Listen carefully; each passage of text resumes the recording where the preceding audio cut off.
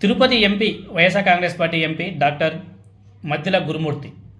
ఆయన చాలా నిప్పులాంటి మనిషి, ఏ తప్పు చేయడు. ఆయన మీద తెలుగుదేశం పార్టీ సోషల్ మీడియా గత 2 రోజుల నుంచి దుష్ప్రచారం కూడా మొదలుపెట్టేసింది. గతంలో ఆయన దగ్గర గన్మెన్గా పనిచేసినటువంటి గుణశేఖర్ అనే కానిస్టేబుల్ డ్రగ్స్ వ్యవహారంలో ఈ కూటమి ప్రభుత్వంలో పట్టుబడ్డాడు.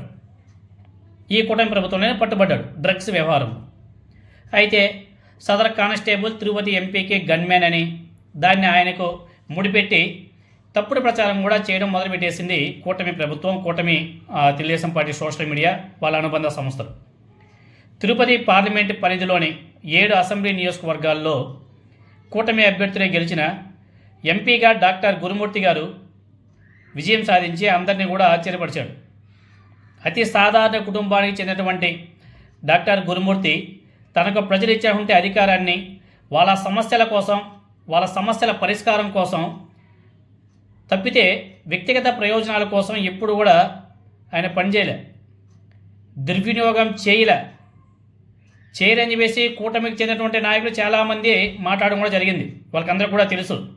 అయితే ఇటీవల కాలంలో కూటమి ప్రభుత్వ ప్రజా వ్యతిరేక విధానాల మీద జాతీయ స్థాయిలో అత్యున్నత సంస్థలకు ఫిర్యాదులు చేస్తూ కూటమి పాలకులకు కొరగాని కొయ్యగా మారాడు వైఎస్ఆర్ కాంగ్రెస్ పార్టీ ఎంపీ గురుమూర్తి గారు. అందుకే ఆయన ఎలాగైనా సరే మానసికంగా కుంగదీసి తద్వారా ఆయన చేసే పోరాటాన్ని అడ్డుకోవాలనే కుట్రలో భాగంగా డ్రగ్స్తో ముడిపెడుతూ తప్పుడు ప్రచారానికి తెరలేపారు ఈ కూటమి ప్రభుత్వం, కూటమి పార్టీల సోషల్ మీడియా. ఈ ఏడాది ఫిబ్రవరిలో గురుమూర్తి గారి దగ్గర పనిచేసినటువంటి కానిస్టేబుల్ గుణశేఖర్ను తన దగ్గర నుంచి తిరుపతి ఎంపీ గురుమూర్తి గారు రిలీవ్ చేశాడు. ఎప్పుడు? ఫిబ్రవరిలో. ఆ తర్వాత అతను తిరుపతిలో ఏఆర్ కానిస్టేబుల్గా విధులు కూడా నిర్వహిస్తున్నాడు. సో గురుమూర్తి గారికి కానిస్టేబుల్ గారికి ఎటువంటి సంబంధం లేనట్టే కదా. ఇవన్నీ కూడా ప్రభుత్వ రికార్డులో ఉన్నాయి కదా, దీన్ని ఎవరో కాదనలేని పరిస్థితి కదా, ఇది వాస్తవం కదా.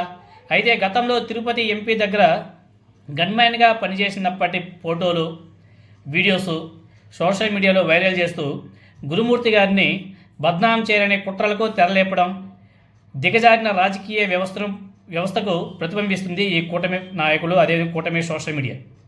ఎస్పెషల్ చెప్పాలంటే తెలుగుదేశం పార్టీ సోషల్ మీడియా తన మీద దుష్ప్రచారం చేస్తున్న నేపథ్యంలో ఎంపీ గురుమూర్తి గారు ఒక వీడియో కూడా రిలీజ్ చేశారు.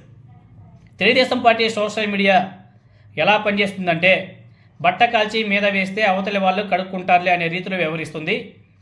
తన దగ్గర నుంచి ఎప్పుడో రిలీవ్ అయి వెళ్ళిపోయినటువంటి గుణశేఖర్ అనే ఏఆర్ కానిస్టేబుల్ తనకు సంబంధించిన వ్యక్తి కాదని చెప్పేసి ఆయన గుర్తు చేయడం కూడా జరిగింది. అతను ప్రభుత్వానికి సంబంధించినటువంటి పోలీస్ అధికారి. అతనేం చేసినా దానికి బాధ్యత ప్రభుత్వమే వహించాలి ఆయన చెప్పడం కూడా జరిగింది. ఎందుకంటే ఆయన ఫిబ్రవరిలో రిలీవ్ చేశాడు. ఫిబ్రవరి నుంచి మార్చి, ఏప్రిల్, మే 4 నెలలు అయింది రిలీవ్ చేసి. ఇప్పుడు డ్రగ్స్ కేసులో అతను దొరికాడని చెప్పేసి మాజీ వైఎస్ఆర్ కాంగ్రెస్ పార్టీ ఎంపీ గారికి ముడిపెట్టి మాట్లాడడం, అతని మీద దుష్ప్రచారం చేయడం ఎంతవరకు సమంజసం? తన దగ్గర ఎప్పుడో పనిచేసి వెళ్ళిపోయినటువంటి వ్యక్తి చేసే తప్పుడు పనుల్ని తనకు ఆపాదించడం సరైనది కాదని చెప్పేసి గురుమూర్తి గారు చెప్పడం జరిగింది. తాము అధికారంలోకి వస్తే ఈ కూటమి నాయకులు చెప్పింది ఏంటి? తాము అధికారంలోకి వస్తే గంజాయి, డ్రగ్స్ వ్యవస్థల్ని పారదోలి 100 రోజుల్లో ప్రక్షాళన చేస్తామని చెప్పేసి నారా లోకేష్ నాయుడు గారు అనేక సందర్భాల్లో చెప్పాడు కదా. మరి వీళ్ళు అధికారం చేపట్టి సంవత్సరం కావస్తుంది కదా, మరి ఎందుకు దీన్ని ప్రక్షాళన చేయట్లేదు? పోలీస్ వ్యవస్థలోని వ్యక్తులే తప్పుడు పనులు చేస్తుంటే విచారించి దాని వెనుక ఎవరున్నారో పట్టుకొని శిక్షించాల్సింది పోయి ప్రభుత్వ వైఫల్యాన్ని వైఎస్ఆర్ కాంగ్రెస్ పార్టీ ఎంపీకి, వైఎస్ఆర్ కాంగ్రెస్ పార్టీకి అండగట్టాలనేసి అనుకోవడం ఎంతవరకు సమంజసం?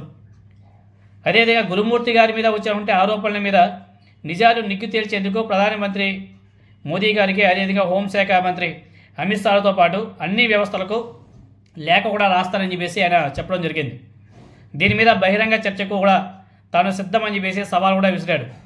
ప్రభుత్వ తప్పుల్ని, వైఫల్యాల్ని తనకు, అదేవిధంగా వైఎస్ఆర్ కాంగ్రెస్ పార్టీకి అంటకట్టాలని అనుకుంటూ మీరు ఇలా ప్రయత్నాలు చేస్తే ఊర్పునేది లేదని చెప్పేసి కూడా ఆయన హెచ్చరికలు కూడా ఇవ్వడం జరిగింది.